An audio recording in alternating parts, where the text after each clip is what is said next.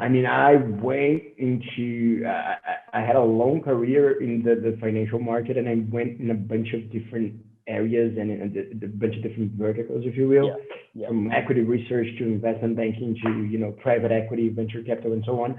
right. But most of that career was in private equity and venture capital, and it was part of my routine to not only, screen and invest in companies, but also take part in their, day-to-day operations. It was the way most funds that I worked operated. So I got to experience firsthand what was like to be on the front row, I guess, into, a real world brick and mortar operation, if you will. Right. And then I guess it was late 16. A few friends began jumping ship, and they quit their careers in the financial market, and also started to begin new ventures and investing in ventures and so on. Yep. So that's when I had my first experience, myself investing in companies directly, Right. not other people money.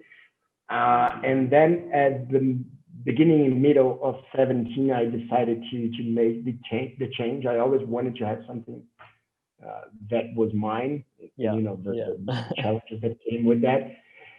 And sports was kind of a natural decision, in a sense that, I mean, I'm a fanatic about football from as long as I can remember. My father was actually a football player back in his day, a Nice. very good one actually. He played for the Brazilian team and things like that.